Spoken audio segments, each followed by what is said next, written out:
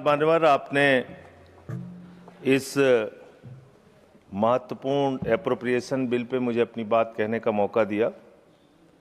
मान्यवर, इस पूरे बिल को देखने के बाद जो डिमांड्स है माननीय मंत्री जी की, उसमें जो मौजूदा परिस्थितियां हैं उसके लिए 57,000 करोड़ रुपए की मांग उन्होंने सदन से की है मंजूरी के लिए। मान्यवर, अभी जब नेता सदन बोल रहे थे तो उन्होंने कहा कि ये जो संकट है, विपत्ति का काल है, इस काल में विपक्ष हमारा साथ नहीं दे रहा है। ये विपत्ति आ पड़ी है, आई हुई विपत्ति है, इसमें तो सबको साथ देना चाहिए। लेकिन मैं आपके माध्यम से सरकार से पूछना चाहता हूं, यह विपत्ति आई हुई कैसे है? मान्यवर, यह विपत्ति लाई हुई विपत्ति है। यह लाई गई समस्या है, यह लाया हुआ संकट है, आया हुआ संकट नहीं मान्यवर। तो यह लाया हुआ संकट कैसे है?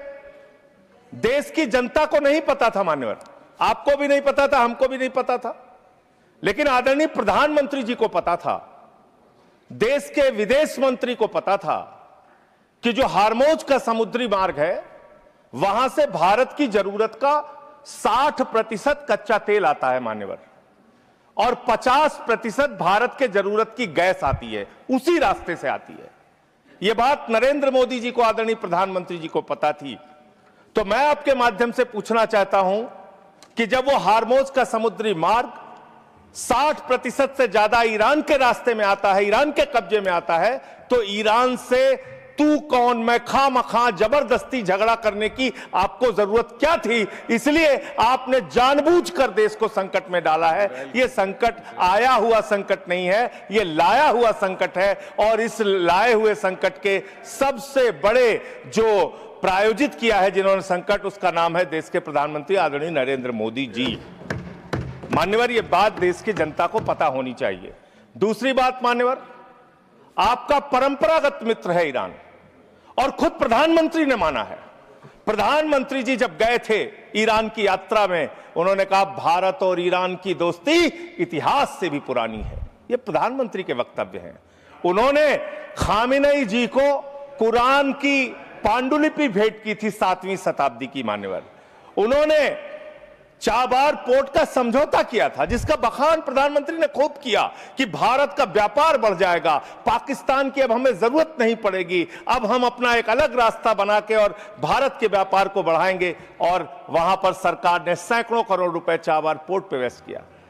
2019 तक भारत को ईरान से सस्ता तेल मिलता था, रुपए में तेल मिलता था, गैस मिलती थी, हमारा मित्रतापूर्ण संबंध था उनसे। लेकिन भारत के प्रधानमंत्री खामेनेई की मौत पे खामोश रहते हैं। 160 स्कूली बच्चे मार दिए जाते हैं, खामोश रहते हैं। और इतना ही नहीं मान्यवर, ईरानी नौसेना को हमने अपने युद्धाभ्यास में बुलाया, और जब वो नौसेना का जहाज वापस जा रहा था, 100 नौसैनिक मार दिए गए ईरान के, अमेरिका के द्वारा। प्रधानमंत्री खामोश। हमारे मेहमान मारे गए, एक शोक संवेदना के शब्द हमने नहीं बोले। तो ये संकट भारत के ऊपर आपने लाया है, ये आया हुआ संकट नहीं है, मैं फिर से स्पष्ट करना चाहता हूं। दूसरी बात मान्यवर, दूसरी बात, आपने जो तेल और जो ऐसे समय में 60 रुपए घरेलू गैस का दाम और 115 रुपए कमर्शियल सिलेंडर का दाम आपने बढ़ाने का काम किया। तो पूरे देश में एक हाहाकार की स्थिति है। इसको नियंत्रित करने के लिए झूठ बोलने के बजाय सच्चाई को स्वीकार कीजिए। और आज जो कहा गया कि हार्मोज समुद्री मार्ग खुल गया है, गलत जानकारी सदन को नहीं देनी चाहिए। हार्मोज समुद्री मार्ग से मात्र 2 जहाज आपके आए हैं, 22 जहाज अभी भी आपके रुके हैं। मैं शुभकामनाएं देता हूं कि आप वार्ता करके उस समस्या का समाधान कराइए। अभी है मान्यवर समय, मान्यवर 2 मिनट में आपसे और लूंगा। मान्यवर, दूसरा विषय, मैं आपके माध्यम से सरकार से अनुरोध करना चाहता हूं।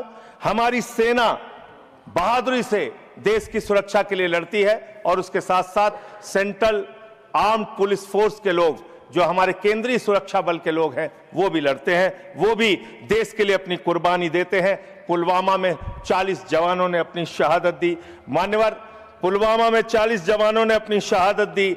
और जो उनका काडर सिस्टम है, यूपीएससी के थ्रू उनकी भर्ती होती है। मैं बस 1 मिनट आपसे लूंगा, बस सर, आधा मिनट, वो खत्म करूंगा, 1 मिनट में खत्म करूंगा सर।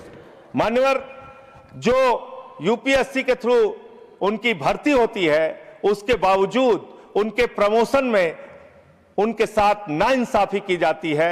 सुप्रीम कोर्ट तक से वो जीत चुके हैं, लेकिन बार बार उनके साथ नाइंसाफी हो रही है। और 1 मिनट में अपनी बात कह के खत्म करूंगा सर।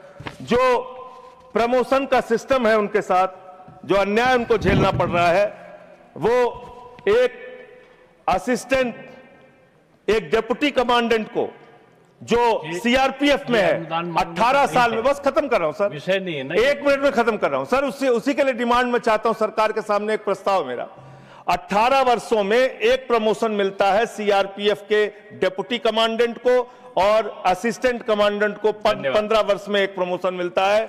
यही हाल बीएसएफ का है। लेकिन जो आईपीएस बैच के अधिकारी हैं, उनको 4-4 प्रमोशंस मिलते हैं। हमें आईपीएस के प्रमोशन से परेशानी नहीं है, लेकिन बीएसएफ में, सर खत्म कर रहा हूं सर, 30 सेकंड में खत्म कर रहा हूं सर, खत्म कर रहा हूं 30 सेकंड में सर।